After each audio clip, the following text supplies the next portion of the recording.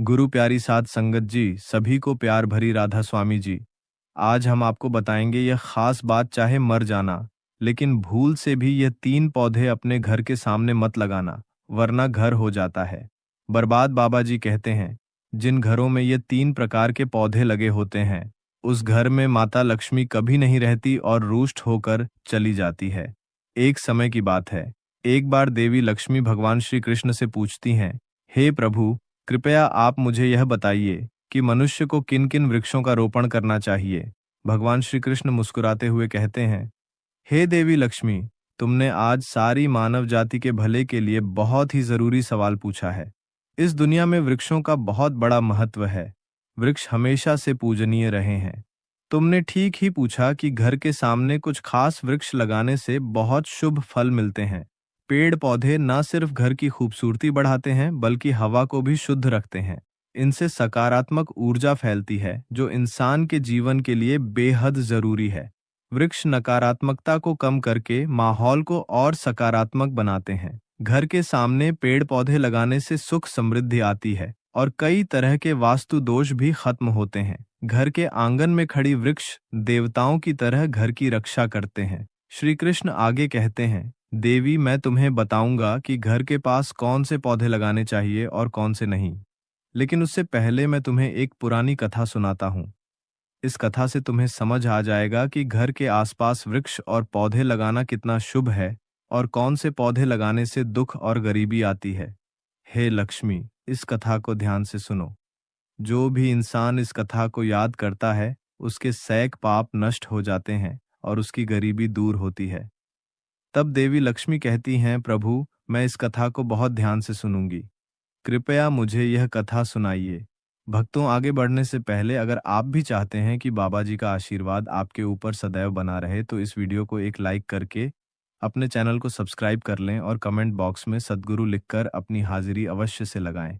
तब भगवान श्री कृष्ण कहते हैं, हे देवी, पूर्व काल की बात है। मध्य देश में एक अत्यंत शोभायमान नगरी थी। उस नगरी में गोपाल नाम का वैश्य अपनी पत्नी सुमित्रा के साथ निवास करता था। गोपाल भगवान विष्णु का भक्त था और वह नित्य भगवान विष्णु की पूजा करता था। गोपाल की पत्नी सुमित्रा भी गृह कार्य में दक्ष थी। घर में धन धान्य की कोई कमी नहीं थी।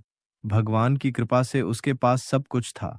इस प्रकार से अनेक दिन बीतने के पश्चात गोपाल की जो पत्नी थी, जिसका नाम सुमित्रा था, उसने अपने आंगन में कुछ वृक्षों का रोपण किया और नित्य उन वृक्षों को जल चढ़ाकर उनकी सेवा करने लगी। सुमित्रा को वृक्षारोपण का ज्ञान नहीं था। उसे जो वृक्ष प्रिय लगे उन्हीं वृक्षों का रोपण उसने किया। जो वृक्ष अशुभ होते हैं उन्हीं वृक्षों का रोपण उसने अपने घर के आंगन में कर दिया, जिस कारण से उस वैश्य गोपाल को व्यापार में काफी सारा घाटा होने लगा। उसके घर में रोज कलह होने लगा। पति पत्नी में बार बार वाद विवाद होने लगे। उन दोनों के जीवन में अनेक कठिनाइयां आने लगी और धीरे धीरे गोपाल का सारा व्यापार डूब गया और उसका सारा धन भी नष्ट हो गया। अब गोपाल के पास अनाज भी खरीदने के लिए पैसे नहीं थे। वे भूखे ही रहने लगे, जिससे क्रोधित होकर उसकी पत्नी भी गुस्सा करने लगी। वह अपने पति को कोई काम करने के लिए कहती। फिर गोपाल काम मांगने के लिए गांव में घूमने लगा, लेकिन उसे कहीं पर भी काम नहीं मिलता था। उसने आकर अपनी पत्नी से कहा, हे प्रिय, मुझे तो कोई भी काम नहीं दे रहा है। अब मैं कहाँ पर काम खोजने जाऊं? दोनों ही पूरी तरह से उदास हो गए थे। दोनों के पास कोई काम शुरू करने के लिए कुछ नहीं था। गोपाल ने अपनी पत्नी के सारे गहने भी बेच डाले और जो कुछ भी धन मिला उसी से पेट भर लिया। इस प्रकार अशुभ वृक्ष लगाने के कारण दोनों के ही जीवन में घोर दरिद्रता और संकट आने लगे, किंतु वे दोनों ही इस बात को नहीं जानते थे। भगवान विष्णु और देवी लक्ष्मी बैकुंठ लोक से अपने भक्तों की इस दुर्दशा को देख रहे थे। तब देवी लक्ष्मी ने भगवान विष्णु से कहा, हे प्रभु, क्या आप अपने भक्तों की सहायता नहीं करेंगे? गोपाल आपका बड़ा भक्त है, वह नित्य आपकी पूजा आराधना करता है। तब भगवान विष्णु कहते हैं, हे देवी, मैं अवश्य ही गोपाल की सहायता करूंगा, किंतु उससे पहले मुझे उसकी परीक्षा लेनी होगी। इसीलिए मैं स्वयं उसके घर पर जाकर उसकी परीक्षा लेता हूँ। भगवान विष्णु एक साधु का वेश धारण करते हैं और पृथ्वी लोक पर प्रकट होते हैं। साधु रूपी भगवान विष्णु गोपाल के द्वार पर जाते हैं और याचना करने लगते हैं। तब द्वार पर आए हुए साधु को देखकर गोपाल उन्हें प्रणाम करता है और कहता है, साधु महाराज पधारिए, इस गरीब के घर में आपका स्वागत है। मैं आपकी किस प्रकार से सहायता कर सकता हूँ? साधु रूपी भगवान विष्णु कहने लगते हैं, हे महोदय, मैं तीर्थ यात्रा पर निकला हूँ, विश्राम करने के लिए कोई जगह खोज रहा हूँ। यदि आपको कोई कष्ट न हो तो मुझे अपने घर में स्थान दे दो। मैं अनेक दिनों से भूखा हूँ, कुछ भोजन भी प्राप्त हो जाए तो बड़ी कृपा होगी। साधु महाराज के ऐसे वचन सुनकर गोपाल कहने लगा, हे साधु महात्मा, आप अवश्य ही कोई पुण्य आत्मा दिखाई पड़ते हैं। आपके मुखमंडल पर बहुत तेज है। आपकी सेवा करने का मुझे सौभाग्य मिल रहा है। आपकी सेवा करके मुझे बड़ा आनंद मिलेगा। कृपया आप घर के भीतर चलिए। फिर वह साधु महाराज और गोपाल घर के भीतर जाते हैं और विश्राम करने लगते हैं। गोपाल उन साधु महाराज की बड़ी सेवा करता है, किंतु उसके पास अन्न का एक दाना नहीं होता है। तो वह अपनी पत्नी से कहता है, हे प्रिय, घर पर जो साधु महात्मा आए हैं वे बड़े पुण्य दिखाई दे रहे हैं। हमें उनके भोजन के लिए कुछ उपाय करना चाहिए। मैं गांव में जाकर किसी से थोड़ा सा धन मांगकर लाता हूं। इतना कहकर वह गोपाल गांव में एक सेठ के घर पर जाता है और उस सेठ से थोड़ा सा धन देने की विनती करता है। किंतु वह सेठ उस गोपाल वैश्य को धन देने से इनकार करता है और कहता है, तुम्हारे पास तो फूटी कौड़ी नहीं है, तुम मेरा धन कैसे वापस करोगे? तब गोपाल कहता है, हे सेठ, कृपा करके आप मुझे थोड़ा सा धन दे दीजिए, मैं जल्दी ही आपको लौटा दूंगा। यदि मैं धन नहीं लौटा पाया तो आप मेरा घर ले लीजिएगा। गोपाल की बात सुनकर सेठ को उस पर थोड़ी दया आती है और वह उसे धन देते हुए कहता है कि वैश्य, यदि तुमने धन नहीं लौटाया तो तुम स्वयं ही मुझे अपना घर सौंप देना।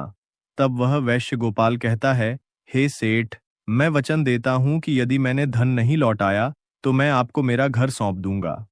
गोपाल सेठ से धन लेकर बाजार से दूध, चावल, सब्जी, आटा, शक्कर आदि खरीद लेता है और लौटकर अपने घर आ जाता है। फिर वह अपनी पत्नी से कहता है, हे प्रिय, तुम उन साधु महात्मा के लिए भोजन बनाओ। फिर गोपाल की पत्नी सुमित्रा भोजन बनाती है और उन साधु महात्मा को भोजन परोस देती है। इस प्रकार गोपाल की भक्ति और निष्ठा को देखकर वे साधु महाराज बहुत प्रसन्न हो जाते हैं। भोजन हो जाने के पश्चात वे गोपाल से कहते हैं, हे वैश्य, मैं तुम्हारी भक्ति और आदर सम्मान से अत्यंत प्रसन्न हूँ। तुम्हारी जो भी कामना है मुझे बताओ, मैं अवश्य पूरी करूंगा। तब गोपाल कहता है, हे महात्मा, आपका आशीर्वाद ही हमारे लिए सब कुछ है। किंतु मैं आपसे यह जानना चाहता हूं कि किस पाप के कारण मुझे दरिद्रता का दुख भोगना पड़ रहा है।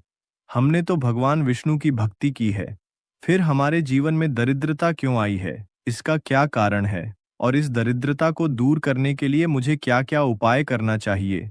तब वह साधु महात्मा कहते हैं, हे वैश्य, मैं जब तुम्हारे द्वार पर आया था तभी मुझे यह तय हो गया था कि तुम्हारे जीवन में घोर दरिद्रता और संकट आए हुए हैं, क्योंकि तुम्हारे भवन के सामने जो वृक्ष हैं वही तुम्हारी दरिद्रता का कारण है।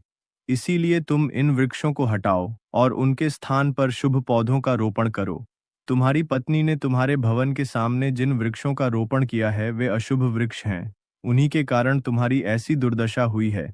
तब गोपाल कहता है, हे महात्मा, कृपा करके मुझे बताइए कि घर के सामने कौन से वृक्ष लगाने चाहिए जिससे घर में सुख समृद्धि हो और कौन से वृक्ष नहीं लगाने चाहिए। कृपा करके आप मुझे विस्तार से समझाइए, मैं आपका बड़ा आभारी रहूंगा। फिर वह साधु महात्मा कहते हैं, हे वैश्य, ठीक है, अब मैं तुम्हें उन शुभ वृक्षों के विषय में बताता हूँ जिन्हें घर के पास लगाने से शुभ फलों की प्राप्ति होती है। इसीलिए तुम ध्यान सुनो। वैश्य गोपाल, किसी जलाशय के समीप पीपल का वृक्ष लगाओ। पीपल का वृक्ष लगाने से जो फल मिलता है वह सैकड़ों यज्ञ के समान होता है। जब पीपल के पत्ते उस जलाशय में गिरते हैं तो वे पिंड के समान होकर पितरों को तृप्त करते हैं। इससे सभी प्रकार के पितृदोष समाप्त हो जाते हैं। जो मनुष्य नित्य स्नान करके पीपल को स्पर्श करता है वह सभी पापों से मुक्त होता है और कभी पराजित नहीं होता है। पीपल को स्पर्श करने से लक्ष्मी की प्राप्ति होती है और उसकी परिक्रमा करने से आयु में वृद्धि होती है। पीपल की जड़ में श्री विष्णु तने में शिवजी और अग्रभाग में ब्रह्मा जी स्थित रहते हैं। अमावस्या के दिन पीपल को प्रणाम करने से जो फल मिलता है वह 1000 गायों के दान के बराबर होता है। इस संसार में पीपल के समान कोई वृक्ष नहीं है। साक्षात श्रीहरि इस वृक्ष के रूप में पृथ्वी पर विराजमान है। पीपल के वृक्ष को चोट पहुंचाना अथवा उसकी टहनी तोड़ना महापाप माना गया है। ऐसा मनुष्य नरक में रहता है, और जो पीपल को जड़ से काटता है उसका कभी नरक से उद्धार नहीं होता है। वैश्य, अब मैं तुम्हें दूसरे वृक्ष के बारे में बताता हूँ। आंवला का फल समस्त लोकों में प्रसिद्ध और परम पवित्र है। आंवला को जन्म मृत्यु के बंधन से मुक्त हो जाते हैं। यह पवित्र फल भगवान विष्णु को अत्यंत प्रसन्न करने वाला एवं शुभ माना गया है। इसको खाने से सभी पापों से मुक्ति मिलती है। आंवला खाने से आयु बढ़ती है। उसका जल पीने से रोगों का नाश होता है, और आंवले को जल चढ़ाकर स्नान करने से दरिद्रता दूर हो जाती है तथा सभी प्रकार के ऐश्वर्य प्राप्त होते हैं। जिस घर में आंवला सदा मौजूद रहता है उस घर में कभी भूत प्रेत और राक्षस नहीं आते हैं। एकादशी के दिन आंवले की पूजा करने से संसार के सभी तीर्थों से बढ़कर फल प्राप्त होता है। जिस व्यक्ति के घर के पास आंवले का वृक्ष होता है वहां साक्षात लक्ष्मी नारायण निवास करते हैं। तीसरा है अशोक का वृक्ष। अशोक के वृक्ष में अप्सराओं का निवास होता है। यह वृक्ष शोक का नाश करने वाला तथा निराशा को समाप्त करने वाला होता है। इस वृक्ष को घर के पास लगाने से घर में सुख शांति बनी रहती है। अशोक का वृक्ष शीतलता और यौवन प्रदान करने वाला होता है। देवी लक्ष्मी ने जब सीता के रूप में अवतार लिया था तब रावण द्वारा अपहरण के बाद उनका आवास अशोक वाटिका में था। अशोक के वृक्ष ने मां सीता की बहुत सेवा की थी, इसलिए मां सीता ने अशोक वृक्ष को यह वरदान दिया था कि जिस भी स्थान पर यह वृक्ष होगा वहां उनका सदैव ही निवास होगा। चौथा है पाकर का वृक्ष। प्रत्येक मनुष्य को पाकर का वृक्ष अवश्य लगाना चाहिए। यह वृक्ष लगाने से जो फल मिलता है वह महान यज्ञ के समान होता है। इस युग में मनुष्य यज्ञ नहीं कर पाएंगे, इसीलिए उन्हें एक पाकर का वृक्ष अवश्य लगाना चाहिए। पांचवा है नियम का वृक्ष। नियम का वृक्ष लगाने से सूर्य देव प्रसन्न होते हैं। नियम का वृक्ष आयु प्रदान करने वाला माना गया है। इसे घर के पास लगाने से नाना प्रकार के रोगों से छुटकारा मिलता है, और मां लक्ष्मी को नियम के पत्ते अति प्रिय होते हैं, इसीलिए वे नियम के वृक्ष के पास निवास करती हैं। घर के सामने नियम के वृक्ष का रोपण करने से धन संपत्ति की प्राप्ति होती है। छठा है जामुन का वृक्ष। यदि कोई मनुष्य कन्या प्राप्ति की कामना करता है तो उसे जामुन का वृक्ष अवश्य लगाना चाहिए। जिस मनुष्य के घर के सामने जामुन का वृक्ष होता है उसके घर में कन्या का जन्म होता है, जो कुल का गौरव बढ़ाती है। सातवां है बेल का वृक्ष। बेल के वृक्ष में भगवान शिव और देवी पार्वती का निवास है, इसीलिए अगर बेल के वृक्ष के पास गुलाब का पौधा लगाया जाए तो शिव पार्वती का आशीर्वाद प्राप्त होता है। उस घर में कभी दुख और दरिद्रता नहीं आती है। उस घर में कभी अकाल मृत्यु नहीं होती है और कोई स्त्री विधवा नहीं बनती है। आठवां है नारियल का पेड़। नारियल का पेड़ लगाने से पुरुष अनेक गुणवान संतान का पिता बनता है। नारियल किसी भी धार्मिक अनुष्ठान का आवश्यक अंग होता है। यह अत्यंत शुभ माना जाता है। कुंद और मोगरे के पेड़ में गंधर्व निवास करते हैं, इसीलिए इस पौधे का रोपण अपने घर के पास करने से कार्यों में सिद्ध और शुभ फलों की प्राप्ति होती है। खासकर कला के क्षेत्र में काम करने वाले लोगों को यह पौधा अवश्य लगाना चाहिए। यदि किसी मनुष्य को चोर और लुटेरों का भय सता रहा है तो उसे अपने घर के पास कीकर का वृक्ष जरूर लगाना चाहिए। यह वृक्ष चोर लुटेरों को भयभीत करता है और घर की रक्षा करता है। फलों के वृक्ष पुण्य और लक्ष्मी प्रदान करते हैं। इन वृक्षों का रोपण करने से दुख और दरिद्रता समाप्त हो जाती है। घर की उत्तर दिशा में 5 पंखुड़ी वाला चंपा का पौधा लगाया जाए तो धन में वृद्धि होती है। केले का पेड़ भी बहुत शुभ होता है और यह घर में सुख, समृद्धि और खुशहाली लाता है। केले के पेड़ में भगवान विष्णु का वास होता है, इसीलिए घर में केले का पेड़ होने से घर में धन की कमी नहीं होती है। हर श्रृंगार के पौधे को पारिजात भी कहा जाता है। इस पौधे की उत्पत्ति समुद्र मंथन के समय हुई थी और देवी लक्ष्मी भी समुद्र मंथन से ही प्रकट हुई थी, इसीलिए पारिजात के पौधे का बहुत अधिक महत्व है। यदि इस पौधे को अपने घर पर लगाते हैं तो आपको मां लक्ष्मी की विशेष कृपा प्राप्त होगी। घर के आंगन में नारियल का पेड़ होने से उस घर में हमेशा शुभता बनी रहती है और उस घर के सदस्यों का समाज में बहुत मान सम्मान होता है। सुंदर पत्नी की कामना करने वाले मनुष्य को अनार का वृक्ष लगाना चाहिए। जो मनुष्य सुंदर, सुशील और सौभाग्यशाली पत्नी की कामना करता है, उसे अपने घर के आंगन में या पास में अनार का वृक्ष अवश्य लगाना चाहिए। अनार का वृक्ष न केवल स्वास्थ्यवर्धक फल प्रदान करता है, बल्कि इसे शुभता और सौंदर्य का प्रतीक माना गया है। अनार का वृक्ष अपने लाल फूलों और फलों के कारण सकारात्मक ऊर्जा का संचार करता है। इस वृक्ष को देवी लक्ष्मी का प्रतीक भी माना गया है और इसकी उपस्थिति घर में धन, समृद्धि और पारिवारिक सौहार्द को बढ़ाती है। अनार के फल का सेवन करने से शरीर स्वस्थ और कांतिमय होता है। पलाश का पेड़ ब्रह्म तेज प्रदान करता है, इसीलिए इसका रोपण अवश्य करना चाहिए। पलाश को धर्म का वृक्ष कहा जाता है। इसे भगवान ब्रह्मा और अग्नि का प्रतीक माना गया है। इसके लाल फूल ऊर्जा, शक्ति और उत्साह के प्रतीक हैं। पलाश का वृक्ष व्यक्ति को आध्यात्मिक उन्नति प्रदान करता है। यह साधना और तपस्या में सहायता करता है और व्यक्ति के भीतर ब्रह्मा ऊर्जा का प्रवाह बढ़ाता है। पलाश की लकड़ी और पत्ते यज्ञ और पूजा में उपयोग किए जाते हैं। इनसे निर्मित संविधा अग्नि को प्रज्वलित करती है और वातावरण को पवित्र बनाती है। वंश वृद्धि और संतान प्राप्ति की कामना करने वाले मनुष्य को अशोक का वृक्ष अवश्य लगाना चाहिए। अगर मनुष्य किसी बीमारी से पीड़ित है तो उसे सहजन का वृक्ष लगाना चाहिए। सहजन का वृक्ष लगाने से बड़े बड़े रोग नष्ट हो जाते हैं। यह वृक्ष आरोग्य प्रदान करने वाला होता है। अब हम आपको बताते हैं कि कौन से वृक्ष घर के सामने नहीं लगाने चाहिए। पहला है मरुस्थलीय पौधे। मरुस्थलीय पौधों के कांटे उनके आसपास नकारात्मक ऊर्जा का संचार करते हैं। यह पौधे घर में मानसिक तनाव, झगड़े और अशांति का कारण बन सकते हैं। घर के भीतर कांटेदार पौधों का रोपण वास्तु दोष उत्पन्न करता है। इससे घर के सदस्यों को आर्थिक तंगी, स्वास्थ्य समस्याएं और पारिवारिक कलह का सामना करना पड़ सकता है। मनुष्य को कभी भी ताड़ का वृक्ष नहीं लगाना चाहिए। ताड़ का वृक्ष संतान का नाश करने वाला होता है। जिस घर के पास ताड़ का वृक्ष होता है, उस घर की संतानों की कभी उन्नति नहीं होती है।